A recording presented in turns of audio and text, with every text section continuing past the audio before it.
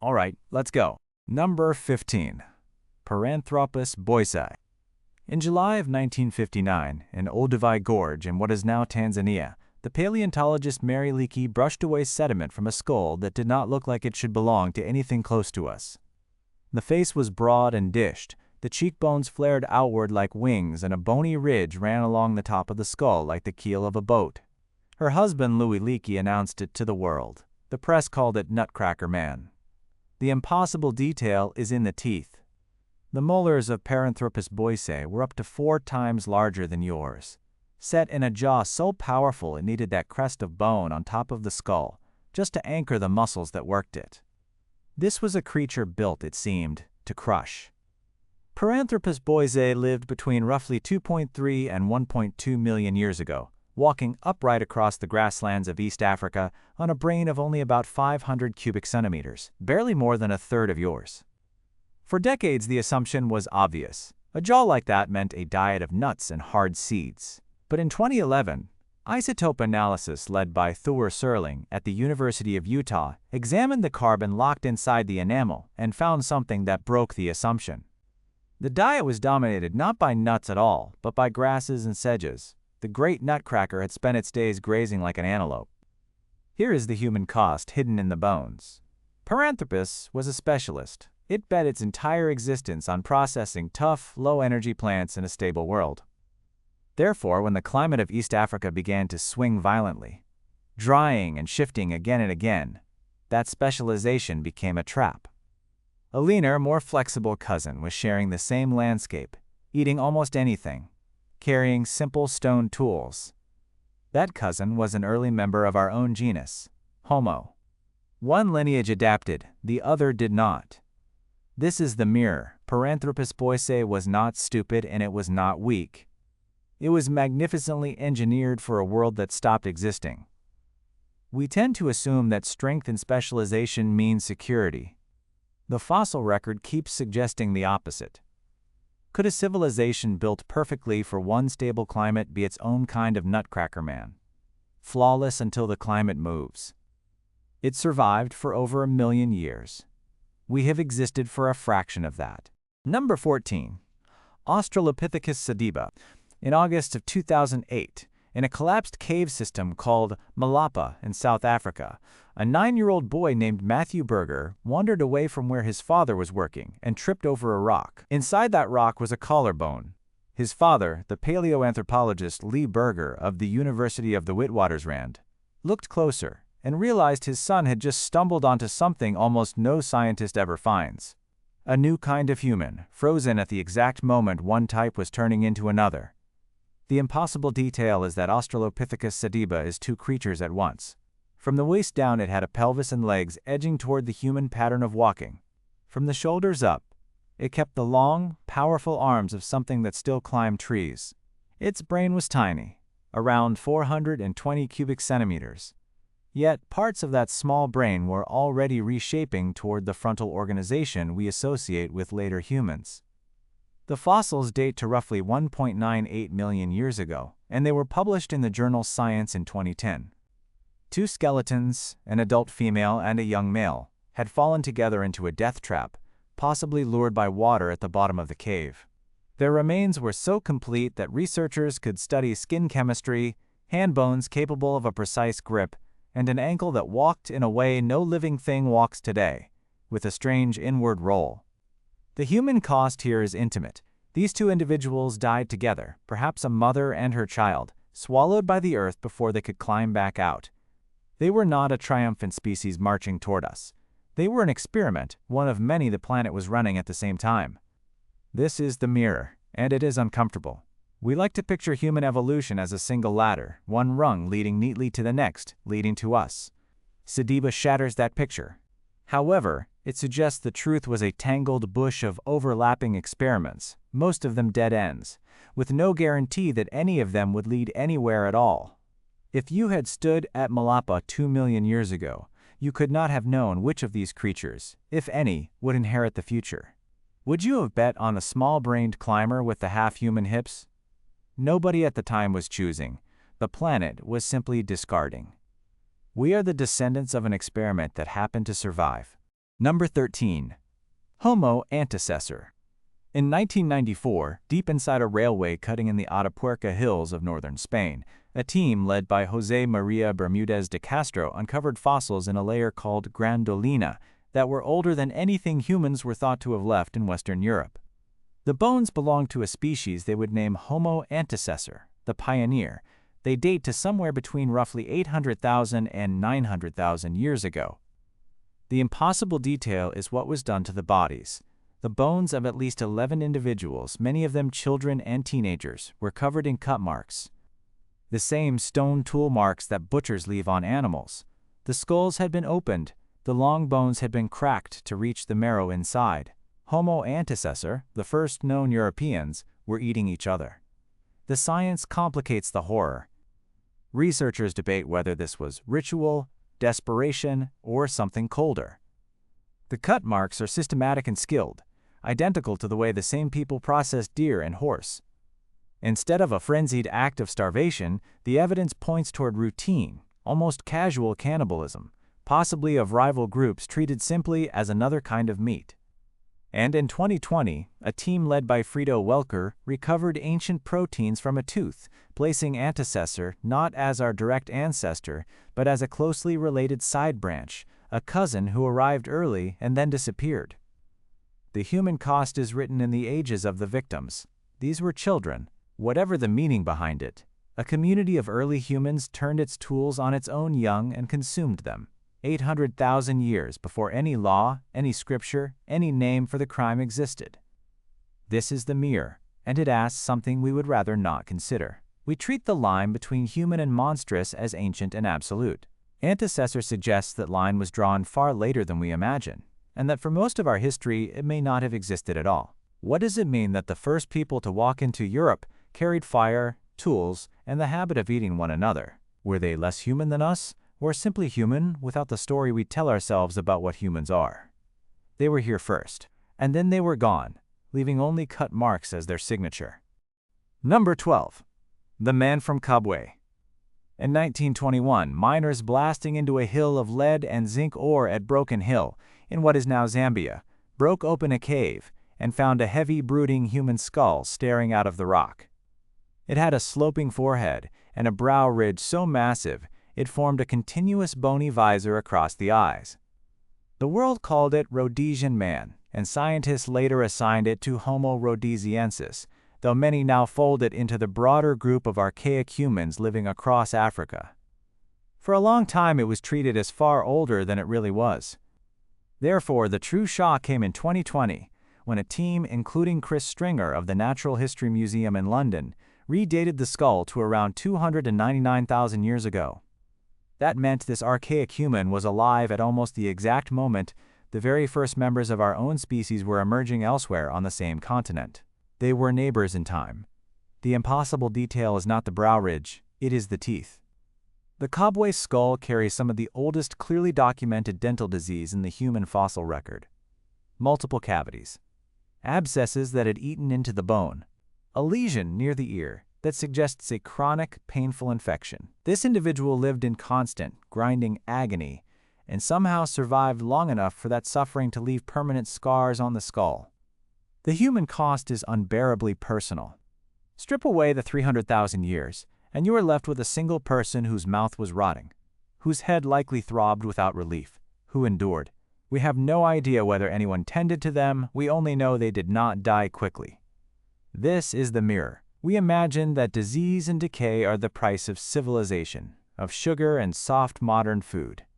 Yet here is a wild, archaic human, hundreds of thousands of years before agriculture, dying slowly from infections we now treat in an afternoon.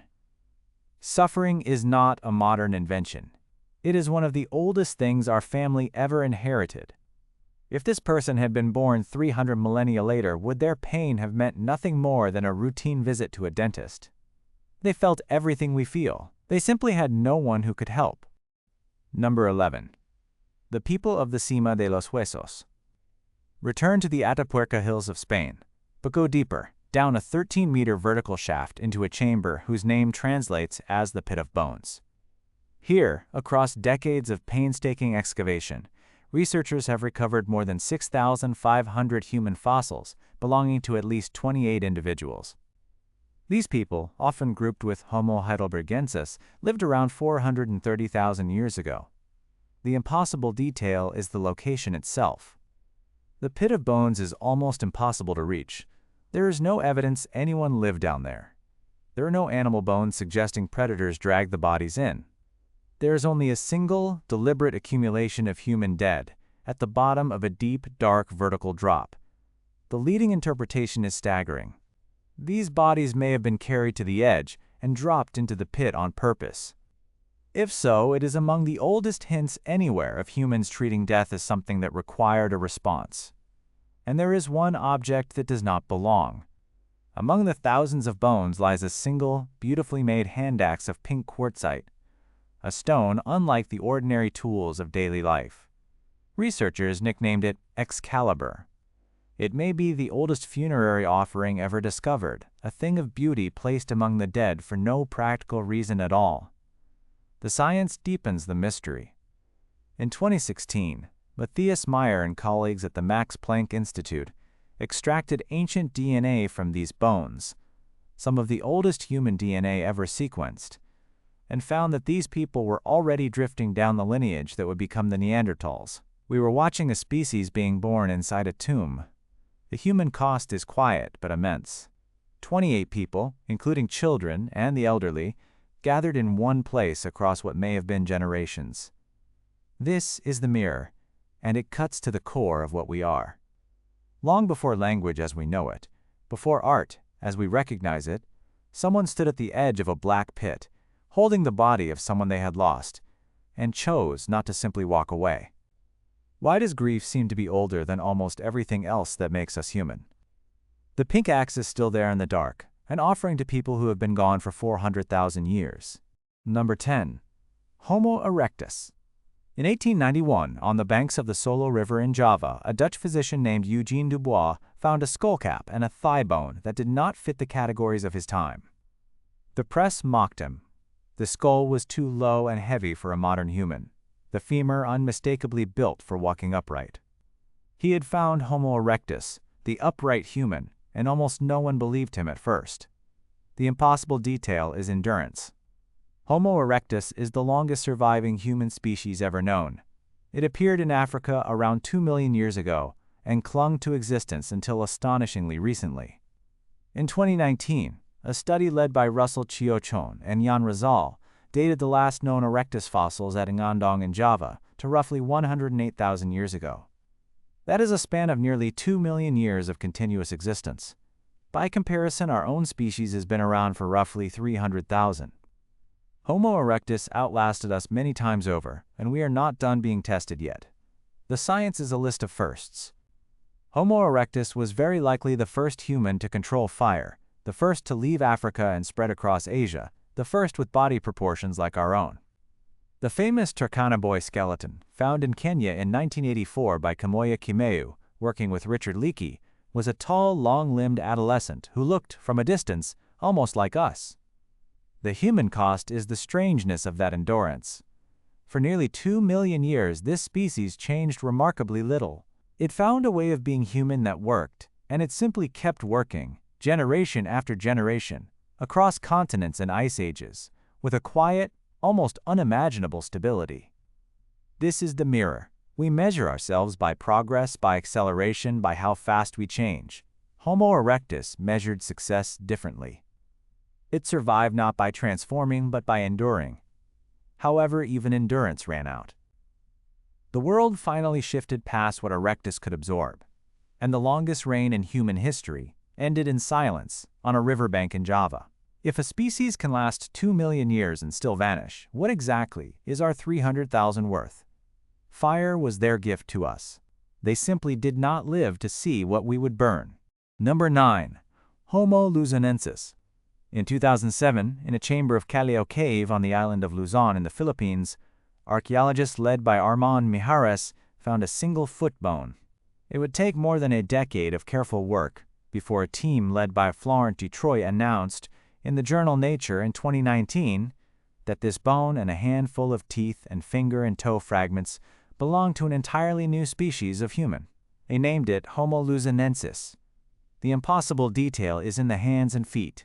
The finger and toe bones of Homo luzonensis are curved, the way the bones of tree-climbing apes are curved, even though this creature lived only around 50,000 to 67,000 years ago. While our own ancestors were spreading across the world with straight, ground-walking digits, this island human still carried an anatomy built, in part, for climbing.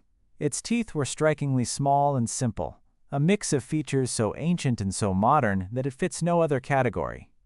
The science here is detective work at the edge of what fossils allow. With only a few bones, researchers face a hard question. How did a small, partly arboreal human reach a remote island it could only have crossed deep water to enter? Instead of a clean answer, there is a mystery. Either these humans built or used some form of watercraft far earlier than we believed possible, or they were carried across by chance, on natural rafts of vegetation flung out to sea by storms. The human cost is the loneliness of it, an entire species, living and dying on a single island, leaving behind almost nothing. We do not know what they looked like in full, how they spoke, or how they fell. This is the mirror. We assume that to be human is to dominate the land, to walk it openly. Yet here is a human that kept 1 foot, quite literally, in the trees, on an island at the far edge of the known world. There may have been many such humans, isolated on islands across Asia, each evolving in its own strange direction, all gone before we ever learned their names. How many entire kinds of people lived and vanished without leaving a single bone for us to find? 1 foot in Kalaio Cave, that is nearly all that remains of them. Number 8. Homo longi. In 1933, during the Japanese occupation of northeast China, a laborer working on a bridge over the Songhua River in Harbin found an enormous human skull. Fearing it would be seized, he wrapped it and hid it at the bottom of a well, where it stayed, secret, for 85 years. Only in 2018 did his family finally reveal it. In 2021, a team led by Chang Ji and Shijun Ni described it as a possible new species, Homo longi, the Dragon River human, soon nicknamed Dragon Man. The impossible detail is the sheer scale of the head. The Harbin skull is one of the largest human crania ever found, with the brain case holding around 1,420 cubic centimeters, comfortably within our own range, set inside a face of massive brow ridges and broad, deep proportions. It is at least 146,000 years old. This was a large-brained, heavy-boned human, unlike anything in the textbooks. The science took a turn almost no one expected. For years, the obvious question hung in the air. Was Dragon Man one of the Denisovans, a mysterious group known mostly from DNA? However, it was protein and genetic analysis, reported in the years that followed, that pushed many researchers toward exactly that conclusion. The giant Harbin skull may finally be the face of the Denisovans, a people we had until then known almost entirely as a sequence of code with no portrait. The human cost is the 85 years in the well. A skull that could have rewritten human history sat hidden in darkness through a world war and decades of upheaval, because one frightened man understood its value enough to keep it from being lost. This is the mirror. We assume that the great discoveries about ourselves are made in laboratories and expeditions. Yet, one of the most important human skulls ever found was preserved by an ordinary worker who simply refused to let it disappear. How many other faces of lost humanity are still out there, hidden in wells, walls, and drawers, waiting for someone brave enough to bring them back into the light? A dragon, it turned out, had been sleeping at the bottom of a well. Number 7. The Red Deer Cave People. In the caves of Malidong and Longlan in southwest China, researchers uncovered the remains of humans who should not have looked the way they did. They lived astonishingly recently, between roughly 14,000 and 11,500 years ago, at a time when agriculture was already beginning elsewhere on Earth. Studied by Darren Curnow of the University of New South Wales and Ji Zuping, and described in 2012, they were named the Red Deer Cave People after the extinct deer they hunted. The impossible detail is their faces. These people carried a strange blend of features: flat faces, prominent brows, rounded skulls with archaic touches that recalled humans hundreds of thousands of years older. For a brief electric moment, it seemed possible that an archaic kind of human had survived in hidden corners of Asia until almost the dawn of recorded history, living alongside fully modern people without anyone realizing. The science then delivered a sober correction, and this is where intellectual honesty matters. In 2022, a team including Bing Su extracted ancient DNA from a roughly 14,000-year-old skull from Maludong. The genome was, in the end, that of a modern human, one related to the ancestors of present-day East Asians and, distantly, to the first peoples of the Americas. Therefore, the most likely explanation is not a surviving archaic species, but a modern population that retained, by isolation, an unusually old-looking set of features. The human cost lingers regardless. These were among the last people to hunt a now extinct deer through forests that no longer exist, in a world on the very edge of transformation into the one we know. This is the mirror. The Red Deer Cave people remind us that the line between archaic and modern is blurrier and more recent than we want it to be. Even fully modern humans can look like ghosts of an older world. However, they also remind us to follow the evidence even when it deflates a beautiful story. Would you rather a thrilling theory that is wrong, or a quieter truth that is real? The science chose the truth. Could you? They hunted a deer the world would never see again, in a forest that vanished with them. Number 6. The people of Iwo Eleru. In 1965, at a rock shelter called Iwo Eleru in southwestern Nigeria, the archaeologist Thurston Shaw and his team uncovered the partial skeleton of a single human being. It was dated to roughly 13,000 years ago, well within the modern era, long after our species was supposed to have settled into its present form across Africa. The impossible detail emerged decades later. In 2011, a reanalysis led by Katarina Harvati at the University of Tübingen used precise three-dimensional measurements of the skull and found that it did not look the way a 13,000-year-old skull from West Africa was supposed to look. Its shape was archaic, closer to humans who had lived hundreds of thousands of years earlier than to its actual contemporaries. In a region and a time when everyone was expected to be fully modern, here was a person whose skull echoed a far deeper past. The science points toward one of the most provocative ideas in human origins. The archaic features of Iwo Eleru may mean that deep population structure persisted in Africa far longer than anyone assumed.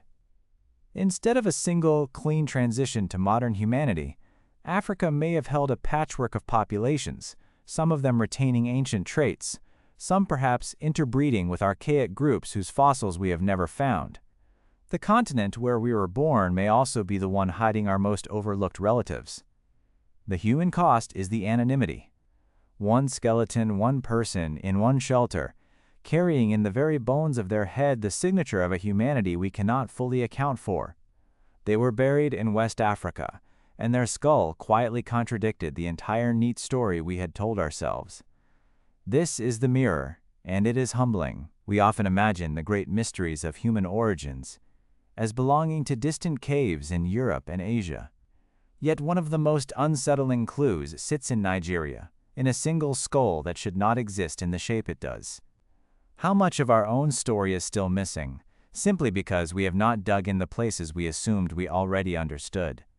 Could the rarest humans of all still be waiting beneath ground we walk over every day? 13,000 years old, and somehow far, far older than that. Number 5. Homo naledi. In 2013, two cavers squeezed through a gap in the Rising Star cave system near Johannesburg, South Africa, and dropped into a chamber filled with human bones. The announcement, led by Lee Berger of the University of the Witwatersrand in 2015, revealed a new species, Homo naledi, dating to a startlingly recent window between roughly 335,000 and 236,000 years ago. The impossible detail is the combination. Homo naledi had a brain of only around 465 to 610 cubic centimeters, scarcely larger than a chimpanzee's, mounted on a body with surprisingly human-like hands and feet, built to walk and to grip. A small-brained human, then, living at almost the same time as the very first members of our own large-brained species, on the same continent. The science is where this becomes one of the most contested stories in the field. The bones lie in a chamber called naledi, reachable only through a chute so narrow and treacherous that the original excavators had to be slender enough to fit through it. There is no clear sign the bodies washed in, no sign predators dragged them there. Therefore, Berger's team proposed something extraordinary. That Homo naledi, with its tiny brain, deliberately carried its dead into the deepest dark and left them there. Later claims of intentional burial and even engraved markings on the cave walls push the idea further, and they remain heavily disputed. Many scientists urge caution, and the debate is fierce and unresolved. The human cost, if the disputed reading is even partly right, rewrites everything. It would mean that treating death with care, descending into darkness to honor the dead, is not the achievement of big brains and language. It would mean a creature with a brain a third the size of ours felt the pull of grief. This is the mirror, and it is staggering. We have always assumed our moral and emotional depth requires our enormous brain. Homo naledi may be quietly insisting otherwise. If a being with a chimp-sized brain could carry its dead into the dark, then what, exactly, do we think makes us special? Are the things we cherish most about ourselves far older and far less unique than we ever wanted to believe? They went into the dark, and we still do not fully understand why. Number 4. The last of the Neanderthals. We know them better than any other vanished human. Homo neanderthalensis ruled the cold heart of Europe and Western Asia for hundreds of thousands of years. They were not the brutish cavemen of old cartoons. They had larger brains than ours, on average, made tools, controlled fire, cared for their injured, used pigment, and buried at least some of their dead. And then, around 40,000 years ago, they were gone. The impossible detail is where the last of them seem to have made their final stand. At Gorham's Cave on the Rock of Gibraltar, at the southern tip of Europe, research led by Clive Finlayson found evidence of Neanderthals clinging on at the very edge of the continent, with the sea at their backs and nowhere left to retreat. Some interpretations place them there among the last Neanderthals anywhere on Earth, a final population in a final cave at the literal end of their world. The science of their disappearance is a debate without a single villain. There was no great battle. Instead, there was a slow squeeze, a shifting, harshening climate, small, scattered populations with thin genetic diversity, and the steady arrival of our own species, more numerous, perhaps better at sharing information across vast social networks. The Neanderthals did not lose a war. They were simply outlasted, outnumbered, and slowly absorbed. Because here is the part that refuses to let them stay dead. They are not entirely gone. Today, almost everyone outside of Africa carries roughly 1 to 2% Neanderthal DNA. It influences immune responses, skin, sleep, even how some bodies respond to disease. The last Neanderthal died 40,000 years ago, yet fragments of them are reading these words through your own cells right now.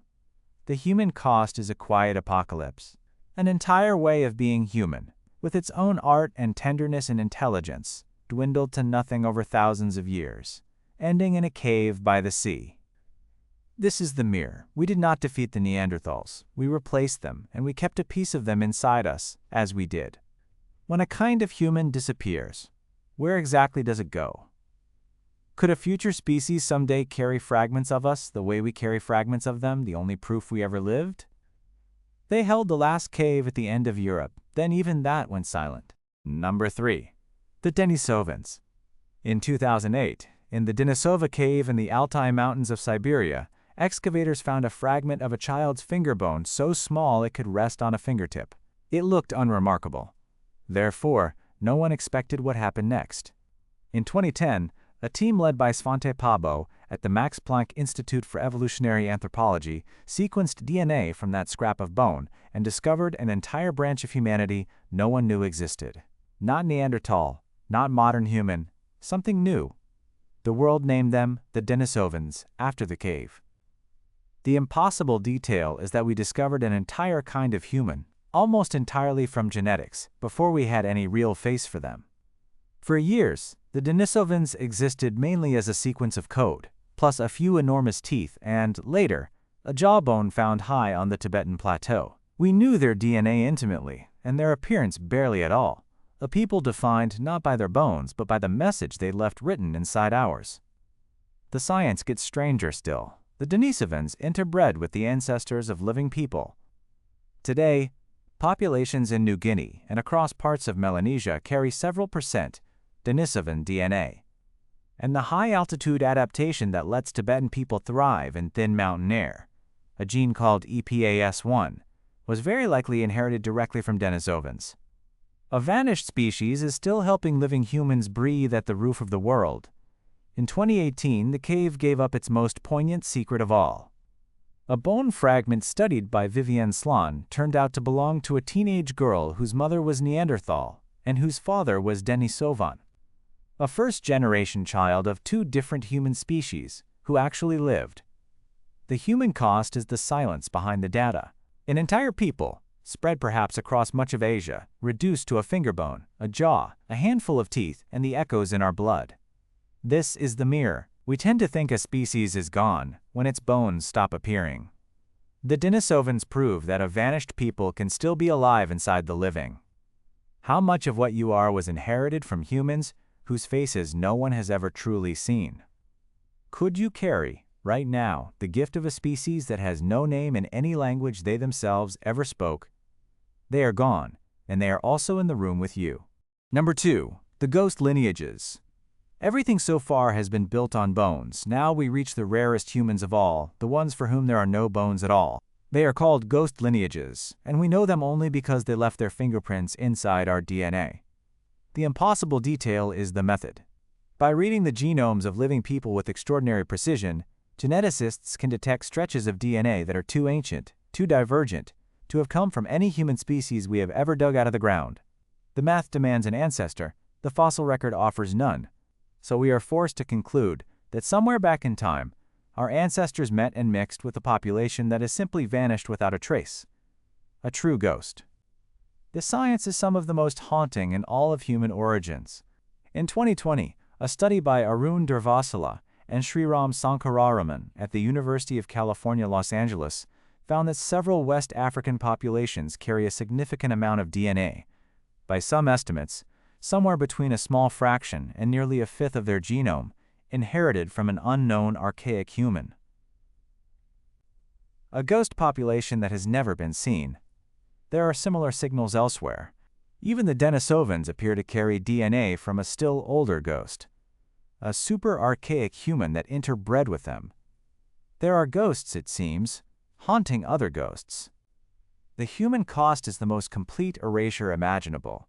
An entire kind of person, perhaps millions of individuals across thousands of generations, who loved and feared and watched the same stars, has been wiped so thoroughly from the physical record that not one identifiable bone has ever been found.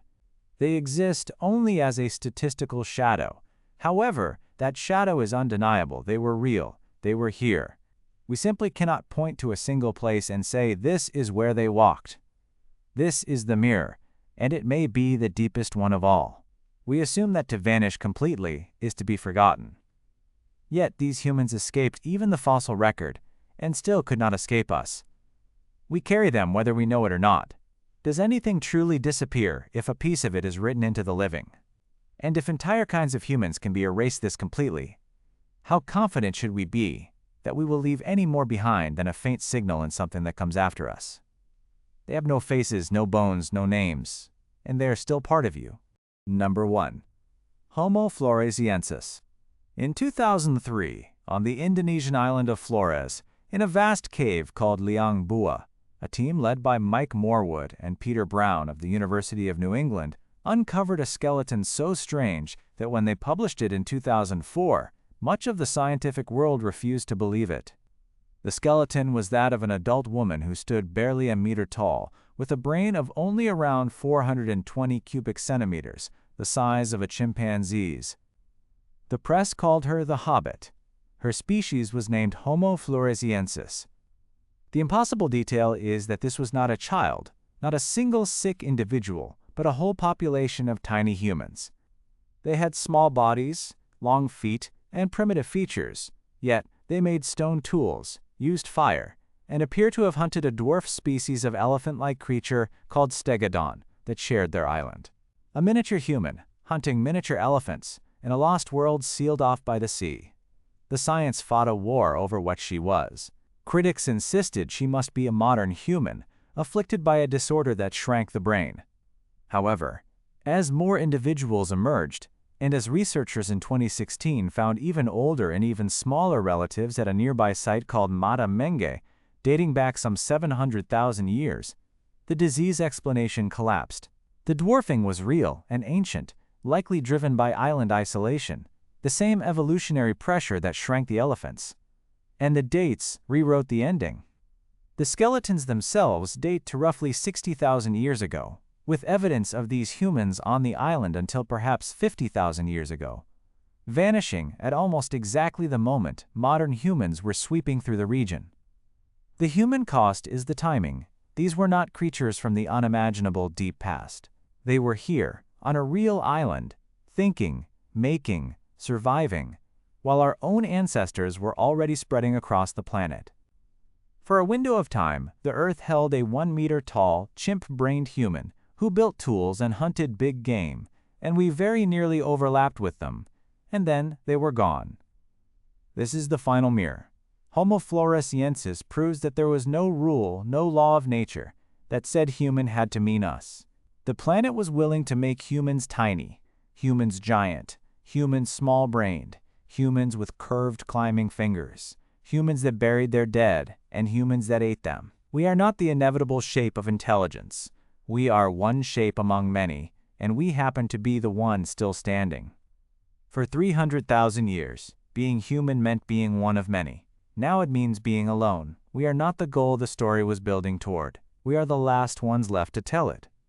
So when you look in the mirror, remember the others. The crushing jaw, the pit of bones, the finger in the cave, the hobbit on the island, the ghosts with no faces at all. They were all human. And every one of them is gone, except, for now, for you. If this list left you feeling small, that is the correct response. For almost all of human history, the world was full of other kinds of people, and we shared it without knowing how the story would end.